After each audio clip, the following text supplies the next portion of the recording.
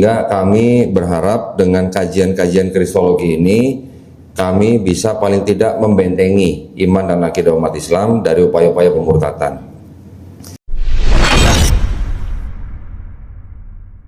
Bismillahirrahmanirrahim. Masya Allah. Alhamdulillah, saya dan teman-teman di Yayasan Geraha Mu'alaf Indonesia dan Garda Mu'alaf Indonesia, kami memang mengurusi saudara-saudara kita yang baru masuk Islam, kemudian kita bina sehingga mereka bisa menjadi Muslim dan menjalankan Islam dengan baik. Termasuk di dalamnya kami melakukan pembinaan dengan cara mengirimkan guru-guru privat ke rumah mereka masing-masing atau ke kediaman mereka masing-masing atau ke tempat yang mereka pilih, sehingga mereka bisa belajar Islam dari A sampai Z. Mohon doanya, mudah-mudahan kami selalu istiqomah membina para mu'alaf sehingga mereka bisa menjadi saudara kita di jannah nanti, insya Allah ya. Nah, saya dan teman-teman di Garda Mu'alaf Indonesia ini selain juga membina para mu'alaf, kami juga bergelut di dalam bidang perang pemikiran. Perang pemikiran ini yang kita sering sebut dengan Gausul Fikri. Kami melakukan dialog atau debat dengan teman-teman kita yang dari kalangan agama Kristen. Kenapa kami kok hanya menargetkan teman-teman dari kalangan Kristen?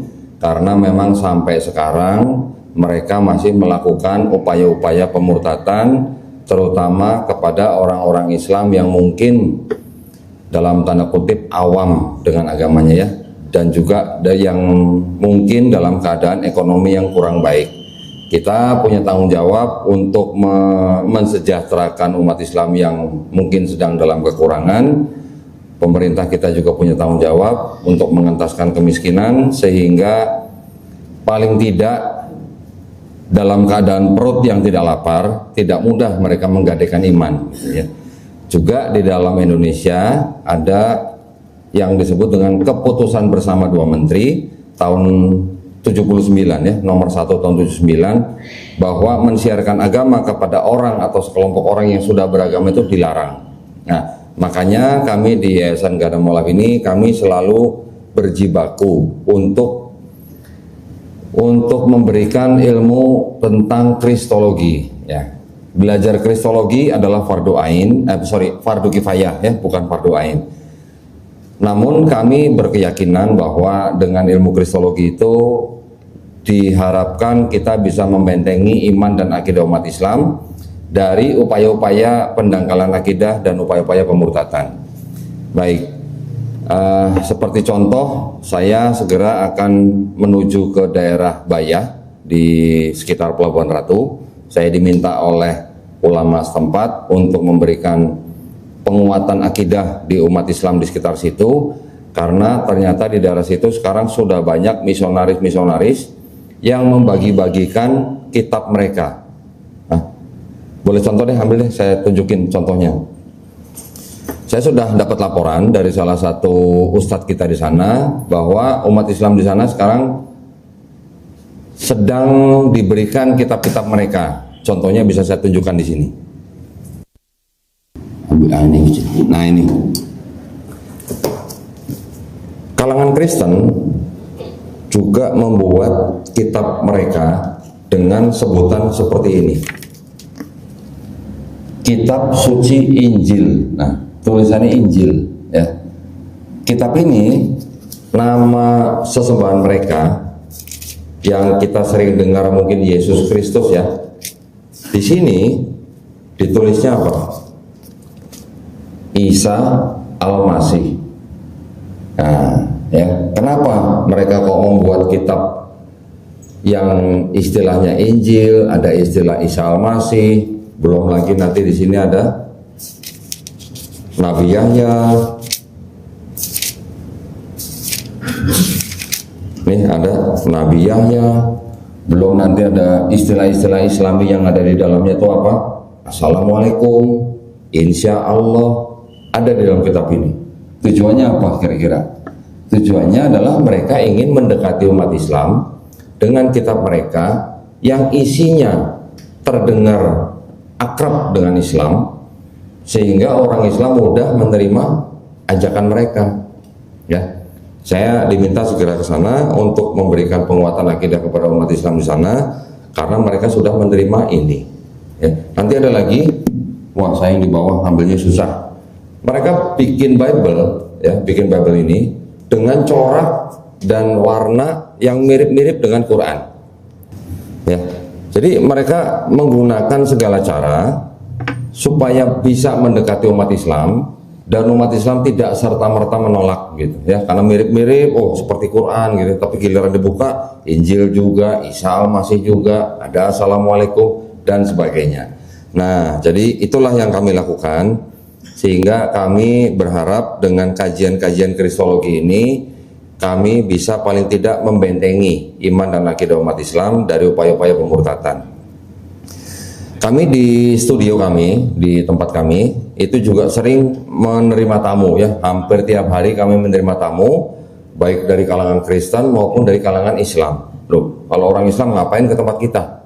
Orang Islam, keluarga-keluarga Muslim juga banyak yang datang ke tempat kita, membawa suaminya, atau membawa istrinya, atau membawa anaknya, yang mau murtad, atau bahkan yang sudah murtad, datang ke tempat kita ya. Kita berdiskusi dengan anggota keluarga mereka, dengan kitab-kitab mereka sendiri. Ada yang kembali ke Islam, ada yang tidak gitu. Kalau dari kalangan Kristen juga begitu, mereka kita bisa katakan sedang mencari kebenaran gitu ya. Jadi ketika mereka datang, yang saya buka di depan mereka tuh pertama-tama bukan Quran, karena saya tahu mereka belum beriman kepada Quran. Yang saya buka adalah kitab-kitab mereka dulu gitu.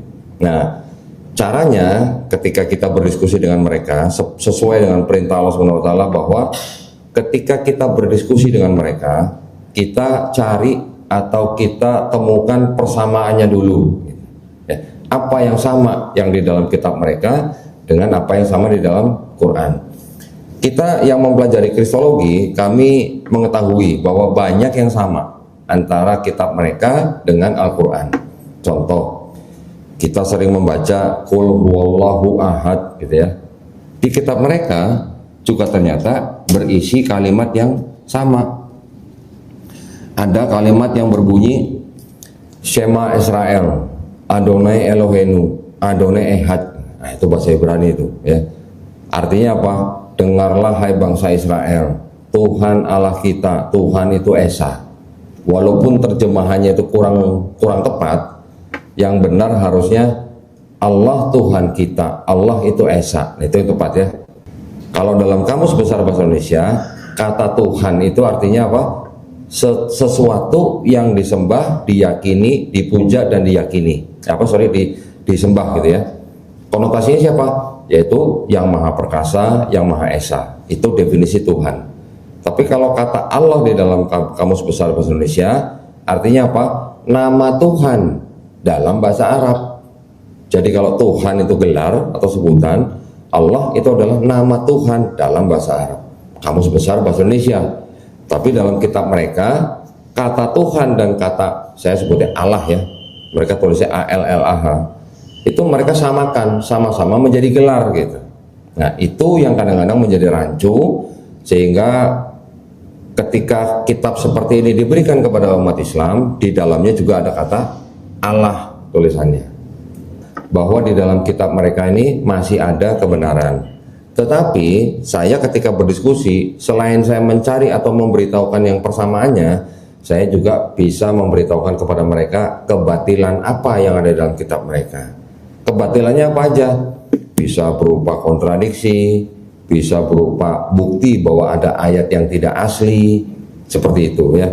Ketika saya bisa membuktikan dari dokumen mereka sendiri, nah baru saya melihat respon mereka. Kalau kira-kira mereka bisa menerima hal itu, baru saya bukakan Quran ya. Contoh lagi, tadi ketika saya beritahukan Qul huwallahu ahad, ada ayat juga, ayat ketiga, lam yalid walam yulad. Artinya Allah tidak beranak dan tidak memperanakan. Di kitab mereka juga ada ayat yang mirip. Seperti apa? Di Bilangan 23:19 dikatakan Allah. Nah, tulisan ini Allah. Saya sebenarnya bacanya itu kurang nyaman sebenarnya, tapi karena tertulis demikian ya. Allah bukan manusia, Allah bukan anak manusia. Tertulisnya begitu. Jadi sama nggak dengan lam yalid wa lam yulad? Sama sebenarnya. Nanti ada lagi ayat di kitab mereka yang berbunyi, tidak ada sesuatu apapun yang serupa dengan aku, dengan Tuhan maksudnya, di bumi.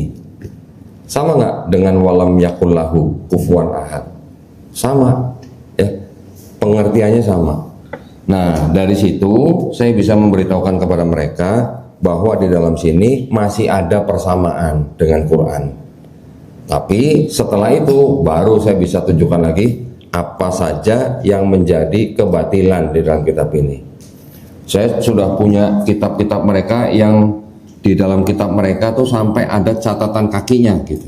Ya, kalau kita mungkin Quran yang ada asbabun nuzul gitu misalnya, atau semacam kayak tafsir gitu, catatan kaki. Di kitab ini selain daripada ayat, ini juga ada catatan-catatan, ya. Ini contoh seperti ini ayat, ini catatan. Ada yang ayatnya sedikit, ini ayat, ini catatan kakinya segini banyak. Jadi lebih banyak catatan kakinya daripada ayat. Di dalam catatan kaki ini ada banyak ayat di dalam kitab ini sendiri yang dinyatakan bahwa ayat itu ternyata tidak asli. Ada yang mau baca? Salah satu aja. Ada yang mau baca? Tenang Pak, baca ini nggak perlu pakai bismillah Pak. Ya, saya bacakan salah satu ya. Ustadz kita masih takut-takut baca gini. Takut murtad katanya. Baca aja nggak apa-apa ya. Kita baca supaya kita tahu ada apa di dalam kitab mereka.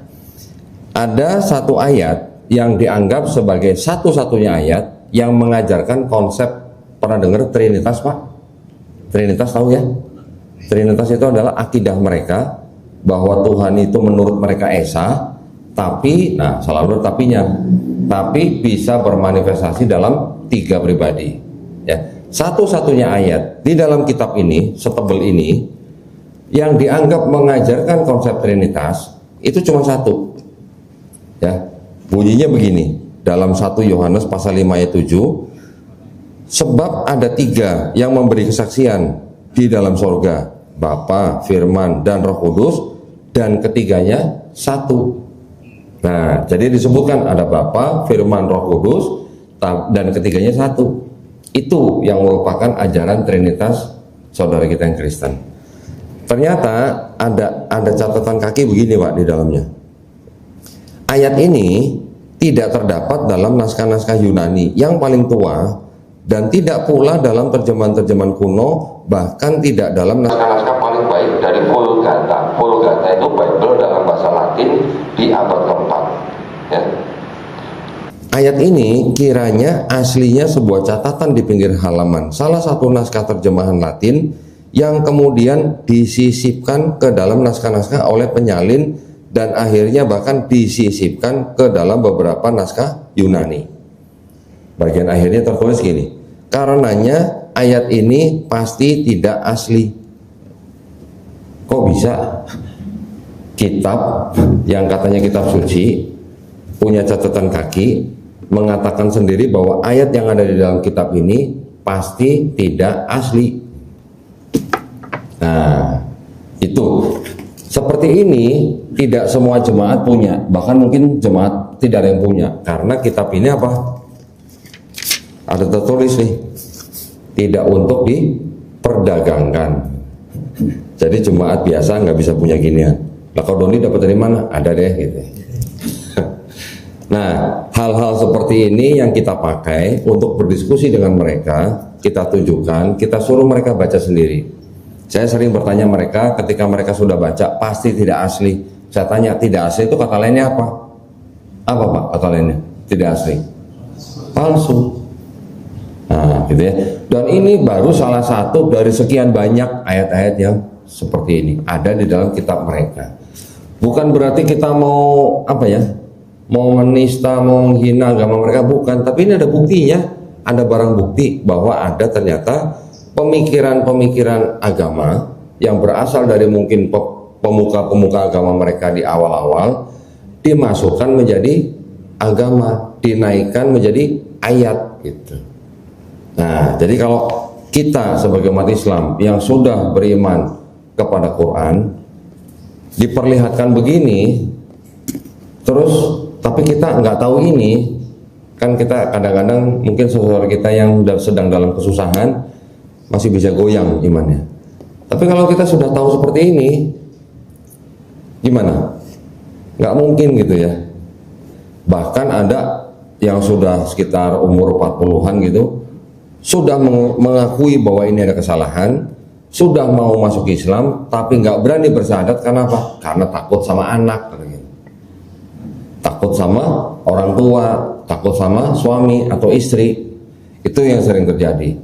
Nah, buat kita harus selalu bisa menjaga dan melindungi iman dan akidah keluarga kita, teman kita, kerabat kita dari upaya-upaya semacam itu. Kita yang mempelajari kitab mereka, kita juga bisa mengetahui bahwa di dalam akidahnya mereka, di mana mereka tuh menyembah ya, meninggikan Nabi yang kita kenal, Nabi Isa alaihissalam. Mereka kenal dengan nama Yesus Kristus. Mereka meninggikan segitu tingginya sampai mereka menganggap Yesus itu Tuhan yang setara dengan Tuhan yang Maha Esa itu. Nah, tapi ketika kita belajar di sini, ada konsep yang namanya konsep penebusan dosa. Jadi kalau kita umat Islam, kita taunya hanya kalau kita beriman dan melakukan amal soleh, kita akan masuk jannah. Tetapi kalau di sini mereka harus percaya bahwa Yesus yang disalib di atas kayu salib itu sudah mati untuk menebus dosa mereka. Nah, orang Yahudi juga punya kitab sendiri. Mereka sebut kitab mereka adalah kitab Tanakh. Ya, ini kitabnya orang Yahudi nih. Kitab Yahudi ini yang akhirnya menjadi bagian, ini kan kalau segini kan 2/3 kali ya, 2/3 dari kitab ini asalnya dari kitab ini. Nah, kitabnya orang Yahudi ini yang ditulis dalam bahasa Yunani, ditulis kira-kira abad 5 sebelum Masehi, diterjemahkan menjadi kitab Yunani yang disebut dengan Septuaginta. Ini yang menjadi perjanjian lamanya orang Kristen. Setelah itu kita bisa bagi lagi di dalam bagian yang kedua ini yang disebut dengan perjanjian baru ini. Di sini ada kitab-kitab yang disebut dengan, saya sebutnya gospel gitu ya, gospel. Saya nggak sebut Injil. Kalau orang Kristen sebutnya Injil.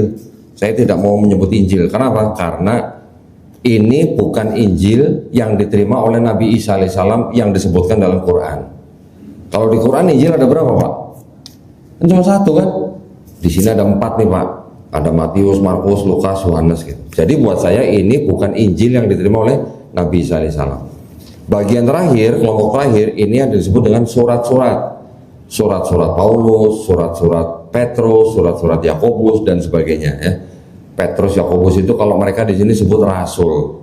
Tapi rasul, istilah rasul di sini tuh beda dengan istilah kita rasul, beda. Kalau di sini disebut rasul itu hanya dianggap sebagai pengikut Yesus. Kita rasul adalah apa? Utusan Allah SWT yang menerima risalah, gitu kan? Nah, kalau kita bandingkan 3 kelompok ini dalam konsep ketuhanannya, ternyata yang perjanjian lama punya Yahudi ini dengan ajaran Yesus yang di dalam 4 gospel ini ternyata sama, ternyata tauhid. Jadi dengan kata lain, Yesus yang diceritakan di sini ini juga mengajarkan ketauhidan. Ya, Yesus yang di sini tidak pernah mengajarkan agama Kristen. Yang disebut Kristen siapa? Bukan Yesus dan pengikutnya, tapi siapa? Orang yang bernama Paulus dengan pengikutnya, itu yang disebut sebagai Kristen di sini. Jadi kalau gitu Yesus Kristen bukan? Ya bukan, orang nggak pernah mengajarkan Kristen ya. Bahkan kalau kita baca Yesus yang diceritakan di 4 gospel ini melakukan apa? Kecil disunat usia 8 hari ya, Lukas pasal 2. Kemudian Yesus juga puasa 40 hari. Kita umat Islam puasa berapa hari? 30 hari. Tambah Syawal, beda dikit lah, tambah puasa-puasa sunat juga udah mirip lah ya, nggak jauh lah. Kemudian Yesus di sini selain sunat, selain puasa juga tidak makan babi. Kenapa? Karena Yesus di sini mengatakan dia tidak membatalkan hukum Taurat. Matius 5, 17, 18. Jadi kalau tidak membatalkan hukum Taurat, pasti dia tidak makan babi. Karena di hukum Taurat yang disebut di sini, ini babi haram. Ya, ada sunat, ada babi haram, ada wudhu dan sebagainya. Kemudian yang dilakukan Yesus apalagi di sini? Yesus juga ternyata selain sunat, selain puasa, selain dia nggak makan babi, dia juga ternyata sholat. Sholatnya seperti apa? Sama seperti kita, sujud. Matius 26 ayat 39. Kemudian yang terakhir diceritakan juga Yesus di sini juga, walaupun ceritanya Yesus disalib ya, kita umat Islam tidak percaya bahwa yang disalib itu adalah Yesus atau Nabi Isa alaihissalam. Tetapi diceritakan ketika Yesus disalib, jenazahnya diturunkan, kemudian apa? Dikafani. Matius 27, 59. Saya ada tambahan lagi dua sebenarnya. Yesus di sini waktu kecil, waktu baru lahir, ibunya setelah tulisannya tahir gitu ya, atau nifas, Yesus diserahkan ke bait suci. Ternyata Yesus juga di sini apa? Akikah. Kita juga akikah. Yesus juga ternyata di sini akikah. Hewannya apa? Sepasang burung tekukur gitu tulisannya. Bukan domba gitu. Yesus juga di sini apa? Dibaptis. Umat Islam dibaptis nggak Pak? Pak Zul dibaptis nggak Pak? Oh, syahadat. Beda dong Pak. Kita dibaptis nggak Pak? Umat Islam? Hah? Enggak. Emang nggak ada yang mandi besar di sini? Mandi besarnya umat Islam itu maknanya sama dengan baptisnya orang Yahudi. Ya, orang Yahudi baptis dengan cara menceburkan diri ke dalam kolam, membasahi seluruh tubuh, maknanya sama dengan mandi besarnya orang Islam. Maknanya ya, ritualnya beda, tapi maknanya sama. Kita mandi besar untuk menghilangkan hadas besar dengan cara mandi, membasahi seluruh tubuh kan. Ya mungkin kalau di Arab kan susah air Pak, jadi disempurnakan, dimudahkan dengan cara cukup mandi besar. Mereka dengan cara mencelupkan diri ke dalam kolam. Intinya sama, membasahi seluruh tubuh. Baptis, namanya baptis, kita sebutnya mandi besar gitu, atau mandi junub gitu. Jadi sebenarnya kita yang sebagai umat Islam, kita malah yang disunat, kita yang berpuasa, kita yang nggak makan babi, kita yang sholatnya sujud, kita yang mati dikafanin, kita yang akikah, kita juga mandi besar atau baptis. Berarti kalau gitu kira-kira agama kita sama agama Yesus di sini tuh kira-kira beda atau sama kira-kira? Hah?